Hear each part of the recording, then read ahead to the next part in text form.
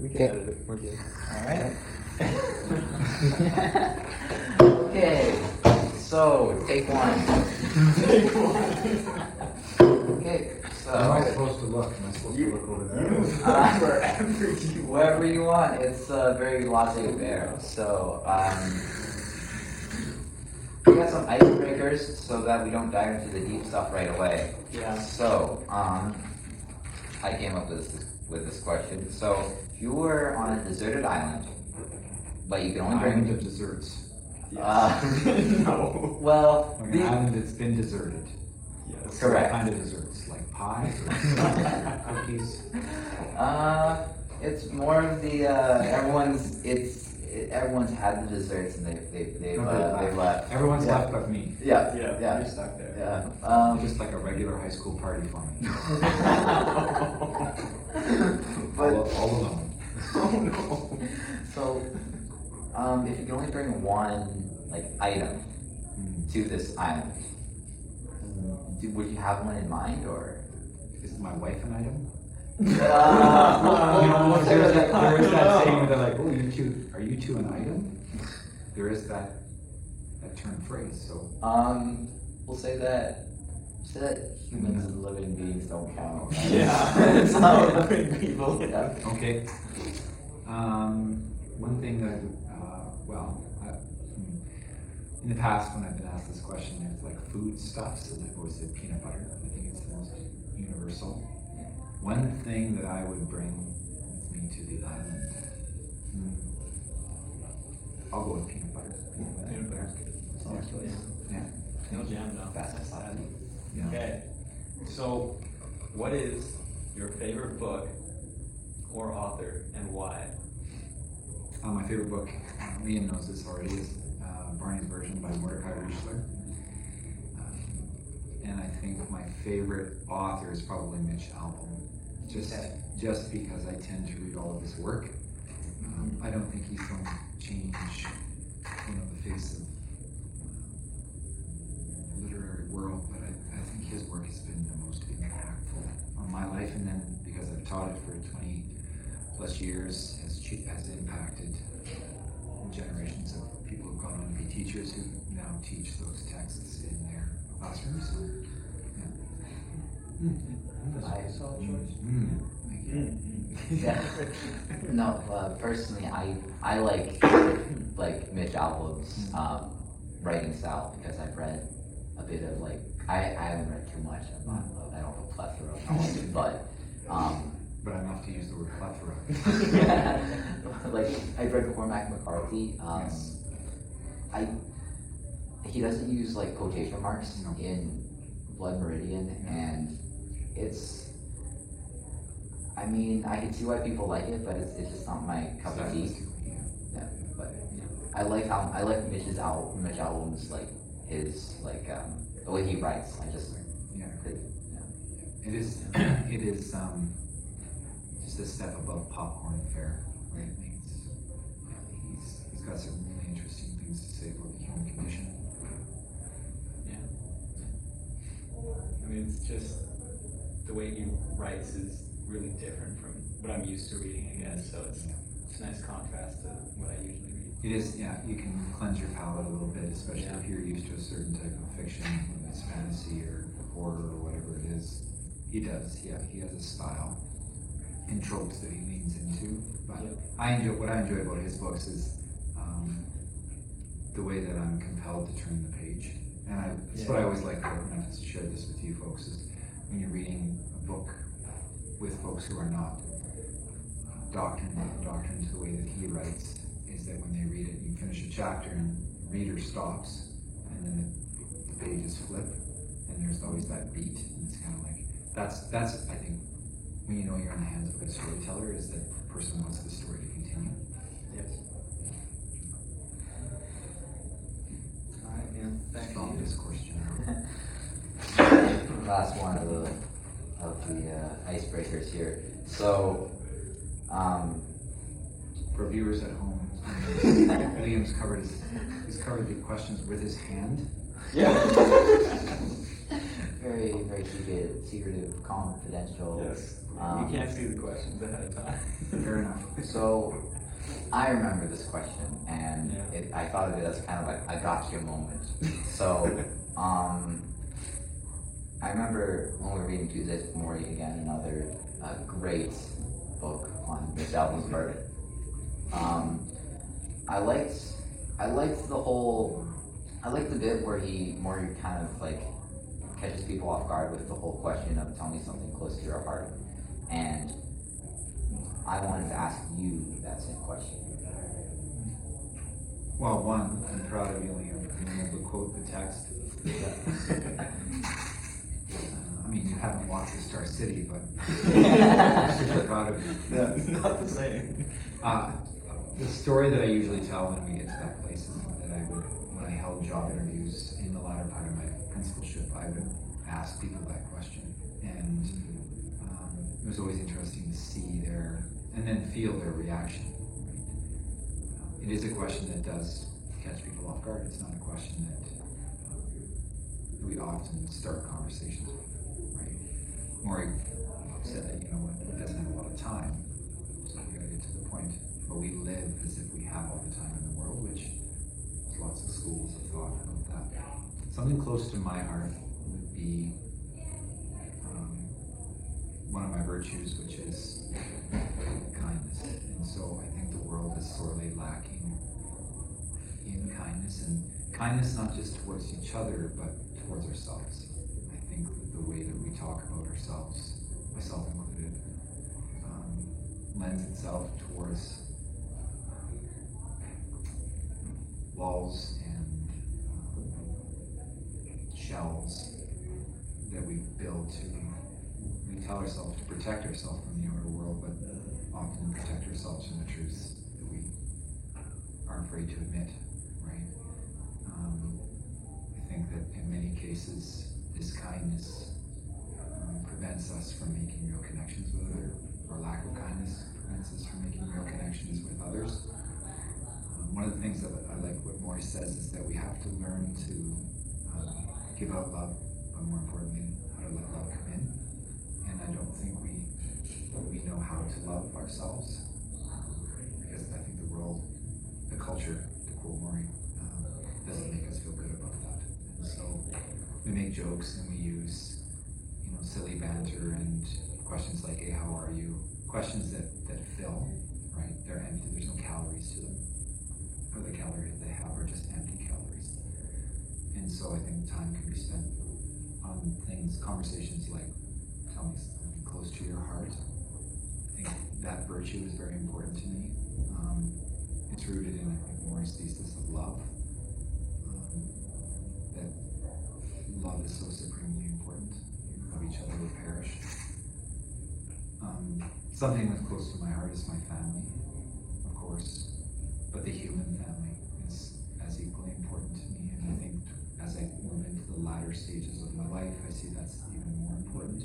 I appreciate the time I've got to work with young people, and I know that I preach and sermonize about these things to the point where people aren't listening anymore, but I do that because I've seen more of the world than you have, and I've seen and experienced some of the depravity that exists in the world. Having a gun held to your face, there's a reason why, right? That person felt that was the only choice they had, was to rob that bank. Being a victim of gun violence and then moving through the world and having other experiences, which I think I know many other teachers do, but I'm sure we have our own experiences. You can adopt a certain worldview, and I refuse to. I make jokes about having no heart or being dead inside, but I think it's the opposite. I think my heart's too big, and I think the skin is too thin. I feel things too deeply.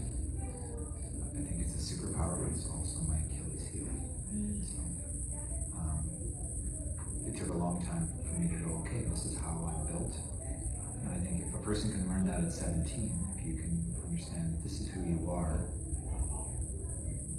the rest of your life can be spent, and energies can be spent on so many other things, right? Rather than avoiding or pretending away something else. So, that's what I believe. So we said with, figuring out kind of how you're built, would it be possible also that like as you change, like as you go through life, you change, do you think people can change as they go and then rediscover how they're built, like almost like being like it's like trying to find out a way to frame it, like you're built one way at one point, but it's almost like you're still being built, but as you're going through, you find at a later stage in life that you change in like maybe just like a few aspects, like. Well, I think that's the nature versus nurture argument. Erickson said the first 5 years are most important, and by age 5 your personality is set. I think there's some value in that. You meet a 5-year-old, and that 5-year-old has some coping strategies. It's likely you're going to see that in a 15 or a 25-year-old version of that person, right? Our environment is highly influential to the person that we become, as are our genetics, and those two, the two hands that mix the batter.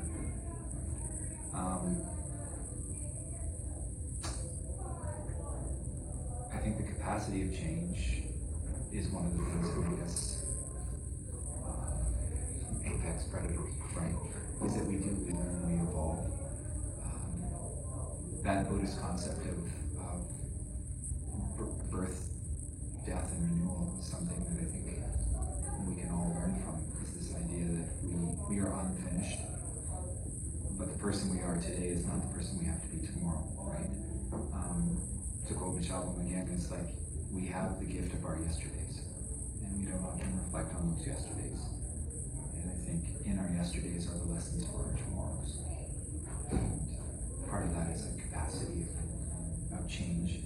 I am not the same person I was 5, 10, 15, 20, 25 years ago. I'm not. I'm changed. I'm a completely different version of the person that I was, but the core values, the ones that were instilled in me before I was 5, the behaviors are still there. I still have a temper. I still have a very short attention span. I still seek pleasure over pain, right? If I can avoid something, I'll do it. But I've learned in my life that there is a great deal of learning and benefit to seeking pain over pleasure, right? To doing the hard things, the things that others won't do. I think I listen better now than I did 5 years ago. I think the urge to be a mechanic and fix things in terms of relationships and others has dissipated. I'm more interested in being a harbor for those kind of ships that are lost, and not necessarily somebody that's going to try and fix the sails. I think the capacity to change, to be fluid and not static, is key to survival, right? To quote myself, if you sit and quit, right? If you sit down in life like Eddie did, you sat down and there you right, I think that's terrifying. It's one of the values of education. Like when I got serious about my education, I tried to consume everything I possibly could, because I realized that in every pocket, every corner of these opportunities is an opportunity to better myself. And you folks have come up in the age of YouTube. All of that information is at your fingertips. And I am a learner. I am a constant, continual learner. So I'm constantly seeking how to do things differently and better. I have a hard time understanding others who are complacent and static. I really do struggle with that. But part of being human is understanding that there's space for all types of people. But for myself, without that change, I'm left with what's the point? So, yeah, I don't think people can change. Well, that's the icebreaker. That's the icebreakers. Boy. Glad we had those. Because I feel no. I feel like it's important because with small talk, it's good to have it, but I think it's more of an ends to a means. because you could ask someone like, hey, how you doing? What's your favorite color? But I think there's almost like big small talk, right? Or like deep small talk where like tell me something close to your heart, or and it can lead to conversations that evoke emotion, like, and I think that's important to have, and I think we can use more of that, honestly. But anyways, And I agree, and I hope that continues. I hope that you can take that with you into the College of Engineering and the conversations and the connections you make. I think if you start off on that, once you get to know somebody and are able to have a big, small conversation, I think your relationships will be 100% more rich. I think the relationship that you and I have is built around the idea of big, small talk, right? Like you, through your actions and the conversations that we've had going all the way back to, the beginning of last year, like you asked, like you would just come in and say, like, who's your favorite author? Okay. And then that was our conversation, right? And in that act, you're allowing somebody the opportunity to feel seen, because there's so many people in our world that feel invisible in a room filled with people, right? It's quite a powerful gift. But anyway, question number 1. Alright. So, to tie into the final, it is a final, came up with this question, what does legacy mean to you? And it can be a very, I'm hoping to be a very deep discussion.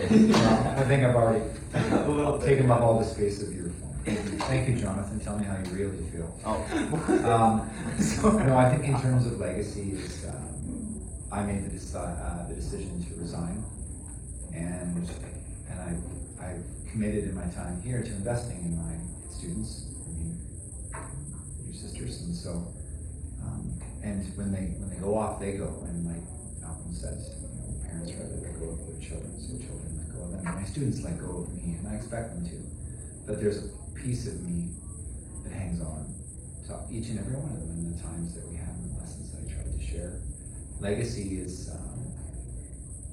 I think, actualized and realized in moments like my student Jordan, who is taking my job and teaching out of my room, and she'll do it in her own way, with her own personality and energy and zeal. My legacy is that there was something in our connection that helped her to decide to make those connections. So I'm not the one that's solely responsible for her becoming a teacher, but my line on that page in the chapter of her story of her life, that one line is a part of my legacy. And so if I can contribute a line to the thousands of students that I've taught, then my legacy goes on. I'm not putting my name on a building, and people might not remember me, right? But in the time that I've had and the life that I had, because Saskatchewan's so small, you eventually run into your former students. And when they seek you out in the mall, and these are the ones who drove you nuts and crazy, and when they seek you out and they want a handshake or a hug, they're genuinely curious, and they quote you. And that happens to me all the time. And you take that for granted, but legacy lives in there, but ultimately it's the legacy of compassion and kindness, right? Are you being as fully human as you can be? Right? And to have what Mitch and Morley have, to be someone's coach, that's my legacy. And I'm fortunate enough to have a few people call me coach in that way. My legacy is there. In terms of the working profession. My actual legacy is my children, of course, right? And them being the best version of my wife. Number 2. All right.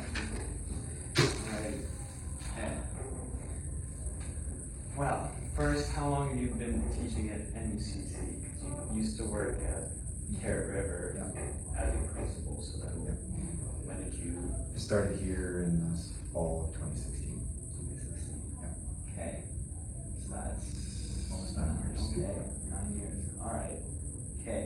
So why do you teach ELA as opposed to any other subject? I think, like with many things, you come across someone in your life that inspires you to. And mine was my high school teacher, Mr. Maunder, and I don't necessarily remember many of the lessons. I don't know if he was a terribly good English teacher. I don't know. But we were studying in grade 12, Death on the Ice, which is about a Newfoundland sealing boat that gets locked in the ice. He's from Newfoundland. And we read it. It's not a terribly great book. All these people get trapped on the ice and a lot of them die. But because he's from Newfoundland, he brought in flipper pie. So the only part of the seal you can eat is the flipper. And my friend Tricia and I were taking home ec, and so we took the canned flipper meat and made flipper pie. And we brought it in and we ate it. And in order to have a piece, you had to take one of the sealing bats that he had and whack a medicine ball, which represents the baby seal. This is 1992. So he'd be fired now, right? No. But I think that was kind of my Dead Poets moment, right? Where, you know, Mr. Robin Williams' character stands on the table and they say, "Captain, my captain," in that scene in the movie. That was kind of my moment, is that English can be something else. Always wanted to work with people, always got along with kids. When I was little, I always sought the kids out. My son's built the same way. And then, but, you know, person doesn't feel intelligent enough, labels stick, and so it wasn't until I had that gun pointed in my face where I realized that I don't want to do this. I want to sit my whole life. And then, you know, the world takes you on a certain path, and that was a very important part of my life, and then led me towards what it is I'm doing. So, yeah, so English is the best fit for me. I'm a storyteller, and so it allows you the freedom. I don't see numbers the way that normal people do, so to teach math is not a good fit. And I've taught science, I've taught everything but phys ed in every grade but grade 2. And English was always the best fit for me. I love history because it's about stories, and the two fit really well together. But English and storytelling is what's always been my why.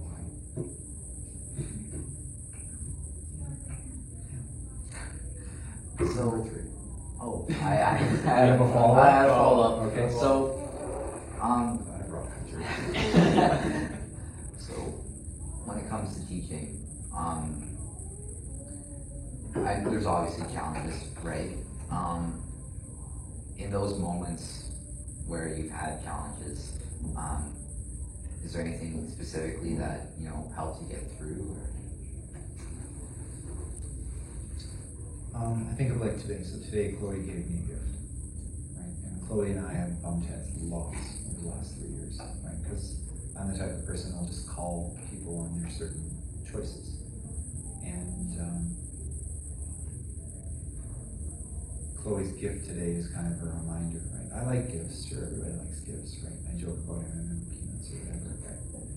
It's the words in the little slip of paper that she included, right? That everyone should have on this journey.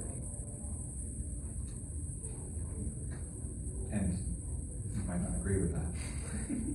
But it's the idea of having the opportunity to be someone's person, right? One day you might hate them, and the next day you might, right? But you know that you can trust them. I didn't have that in high school. And I don't think there's a more vulnerable time in your life than in high school. Those 3 or 4 years where you're figuring out your place in the world and your body's changing and hormones and all these expectations. There's no more vulnerable time, right? Outside of maybe being a baby, right? And you can't look after yourself. But we treat you like adults, but we don't treat you like adults. And sometimes you need a person to part with feelings and thoughts that you can't part with your people yet, your family yet. I've appreciated the opportunity to be that person. It's been like the honor of my life. I had a student give their second-born child my first name as their second name. I've married former students. I have a student who has my words tattooed on her chest, right? So in some way you've made a difference in a handful of lives, and that's what I would have wanted, right? But it's the connections you make with the people that have been the most rewarding. And it's easy to forget those. I mentioned Chloe at the beginning of this. I could have been having one of those days, and I've had lots of those days this year. Why am I still doing this? And I made the decision to not continue to do it, right? Because it's too much. Because I've forgotten that piece. Because all I see are what I interpret as 30 disaffected, disinterested, bored faces, and I'm standing on the head doing Scooby-Doo voices, and nobody seems to care. It's hard not to take that personal. And 25 years of that, it adds up. So you get off the stage, right? Good actor knows when to take their exit. And it's time for Jordan to enter stage right, and I'll go stage left. And she'll, because I was that person for her, and I still am. I'm her godfather. Right? I stood up with her and another former student, her husband Ron, at their wedding. Ron calls me coach. She'll take that opportunity and all the other opportunities she's had, but that time that we had together, the respect that I showed her and tried to pay to her, she'll pay that forward. Kids are an amazing set of hands. Because in addition to those little interactions we had, she has an entire world of knowledge and to draw on. So, yeah. So when it's challenging, I think of make notes from Chloe, right? But they're hard. The mean stuff is easy to think of. The happy stuff is hard. Humans, complicated machines. No. This will all be featured in my book. I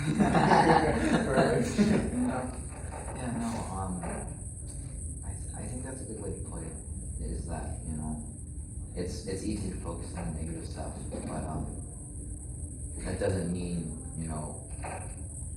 that moments like with Chloe aren't there, right?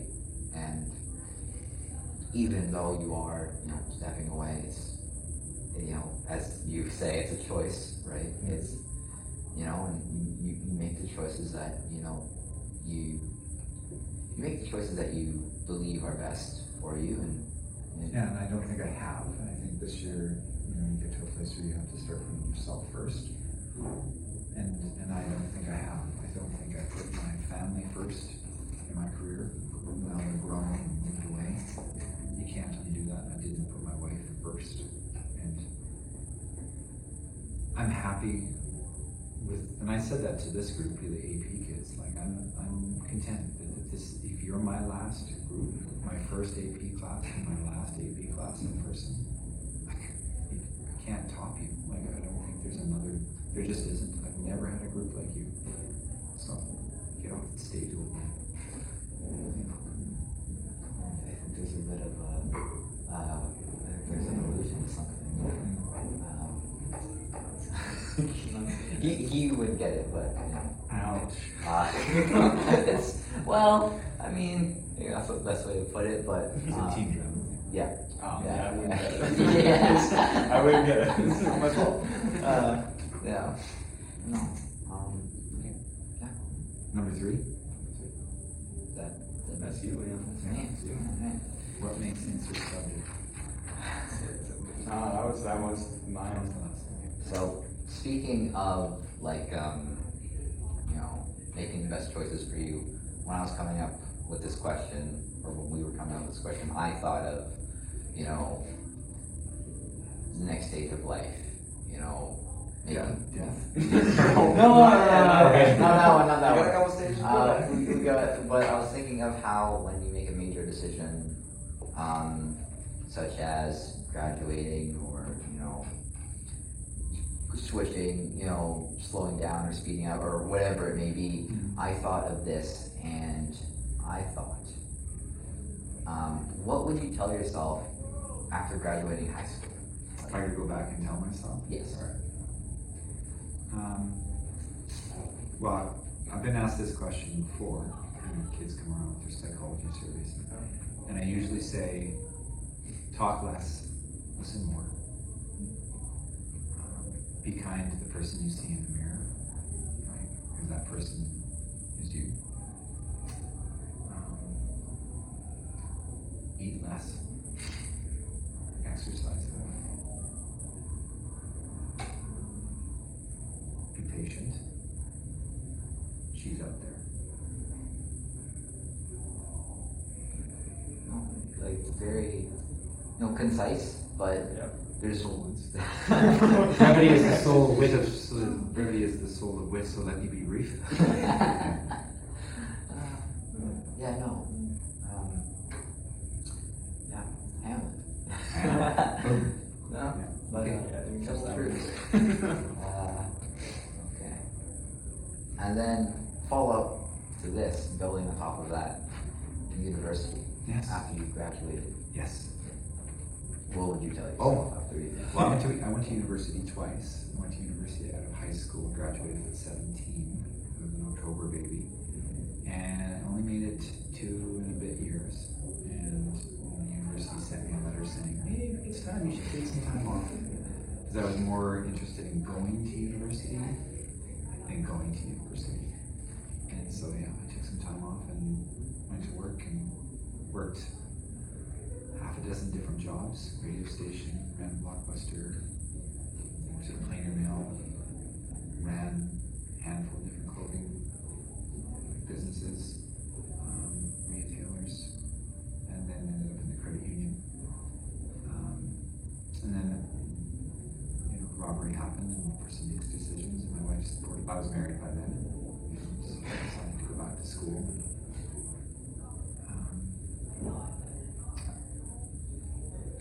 I wouldn't have a conversation with my 1995 self, ding dong, that, because he's got to figure some things out. But to the 2003-4 version of me, I would say what I told Mrs. Bagsett when she was in my room last week. You don't have to do it all. Don't forget your people.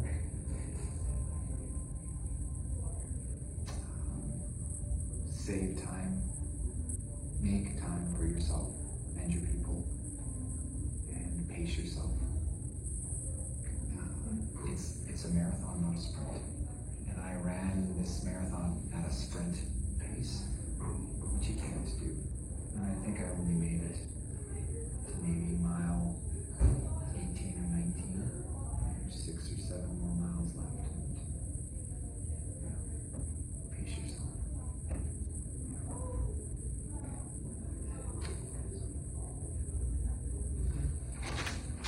Well said. Your turn, Johnny boy. Oh, John. Okay.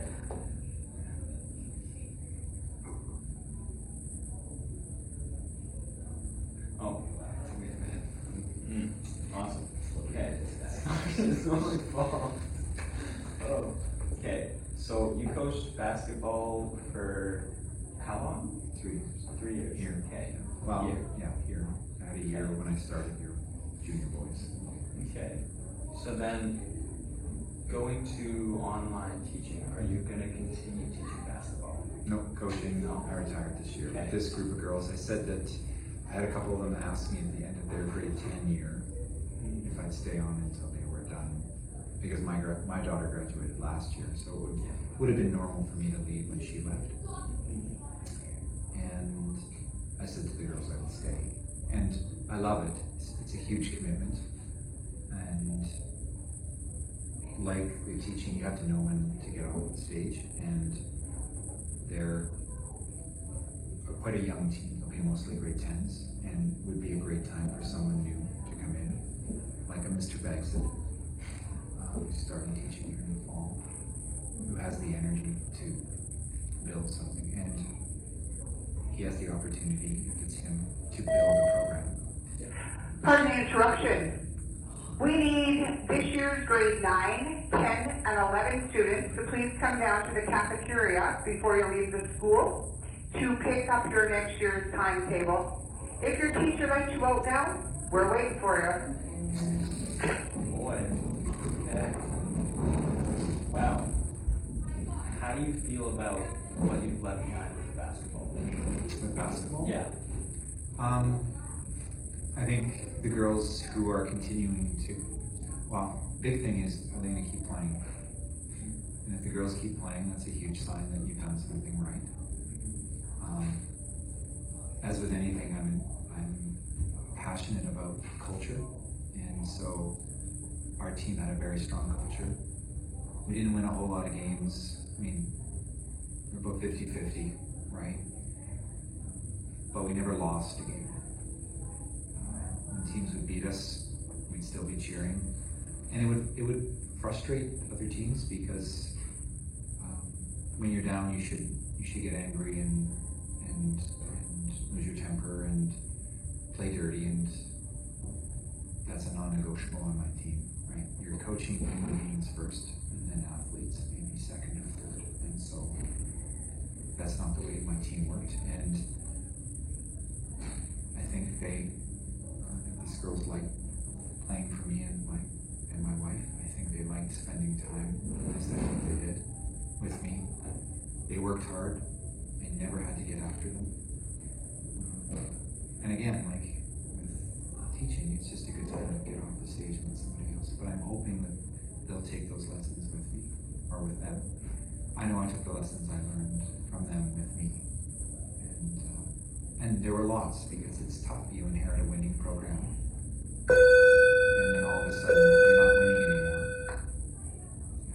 And it's ego, right? Like, is it me or is it something? But it's your clientele, that's all this. But that culture was incredibly strong. And yeah, I just carried over what I do with Team Drama, and that's a program that's thriving. And the culture is very strong. People call us a cult. And so be it. The people who have invested in it have made lifelong friends and connections. Right? Friends that they would not have made if not for the program. Example, Mr. and Mrs. Bext. They met in the program, fell in love in the program. No, I think there's something to be said about how programs are just programs, right? Sometimes. But with sometimes you see in like on national sports, you see fights, you see Players turning against each other. Exactly. Yeah, and that never happened on our team because it was not the way we do business. And again, high standards, accountability, and then open and honest discourse. Right? We just don't do things this way. Right? This is the way we do. Right? Because we're humans first, and athletes. We're all supposed to love this game. It's the same way we all love this game. You're all playing. Then why are you throwing elbows and pulling each other's hair? And if they call you a saucy word, you say thank you, right? Because at least you're doing something right because they're mad, right? Thanks, I'm doing my job. Right? Is that it, gentlemen? Nope. We have some more. Okay. There's always more. I have to run you anyway. Oh. Yeah, that's right. Yeah, no, Get to we like the can. important ones. Yeah. So this is one that is a bit personal. So you've had a long career with drama. Yeah. So this is the question here. How did you start out with drama and writing plays?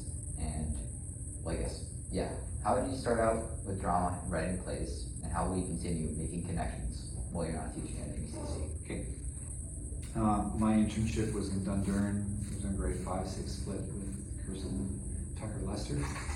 And day one, I walked into the classroom and the kids were mine. So my internship was a little different than others. I taught full-time from day one. There was no easing in period. There was a third full-time teacher. Kirsten would run the Christmas program in all elementary schools, had it, but she would write her own plays for them. And so she and I wrote a play together, mostly her. And then she went on maternity leave and I finished university, and I took over her classroom and finished her year, and then taught a year. And so that at the end of that Christmas, I wrote a play. I wrote my version of Charlie Brown's Christmas. And then I transferred to Assiniboia, and that's the very first time we performed The Princess Bride, my version of it. And then I wrote an original play the next year. And I took the lessons from Dundurn, and I went to Assiniboia. It was a grade 5 to 8 school, and we had casts of upwards of 80 kids. There was 100, and we had over half the school involved.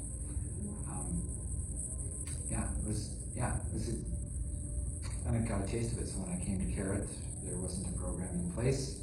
It hadn't been for years, and well, we built it. And the Carrot had its own teen drama for 10 years. And then when I came here, there wasn't a program here, and so Jordan and my son and I were the founding members of it, and we just built it, and it continues to be as successful as we want it to be. I thought that was all done. I thought that once I got to a place where I was going to resign, I thought that somebody else is going to have to take over, and it would be left in good hands with Mrs. Haven, but she doesn't want to do this on her own, and my particular skill set is kind of singular, because I tend to write the plays, and I'm the primary director, and the set builder, and the costumer, and because it's my baby. But everyone's replaceable. But then in my conversations with Mr. Paincho, he asked me if I would stay on with it because I'm in the community. I didn't think it was opportunity. Of course I want to. I'm not ready to be done. I have lots of stories left to tell.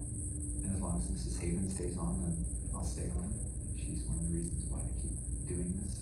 She's the best partner I've ever had in drama. So in terms of filling my bucket with kiddos, I think I have the best of both worlds, right? I get to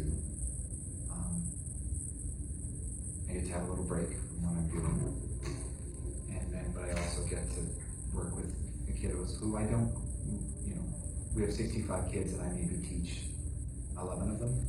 So those 54 or 5 other kids I don't teach. That's just going to continue now. So we'll see what it's like in a couple of years, right? Yeah, the plan is to transition out and let Mrs. Banksit and Mrs. Gaylor sort of step in and keep Teen Drama going. Mrs. Gaylor was a part of the Carrot River Teen Drama group, and Mrs. Banksit was part of the Melfort group, and then create a sustainable, lasting legacy of some kind. That's the plan. I like how you said the self-discussion is pretty small. It all comes back together. The people that are passing off the torch. It's a nice feeling to have. You find your people, even if they follow you always, right? Yeah, they do. Yeah, and you have a place to go. Like you go into a room and you see one of your teen drama kiddos. Maybe you haven't talked to them in 5 years. They got your back. And so that's the plan anyway. The hope, not the plan, but the hope. All right. Well, Thank you, gentlemen. Thank you. Good. Thank you for your time. Thank you. You're very welcome. All right. Don't forget to like and subscribe. Hit that Share and comment. Share. No comments. We'll turn off Keep comments. them to yourself. Control.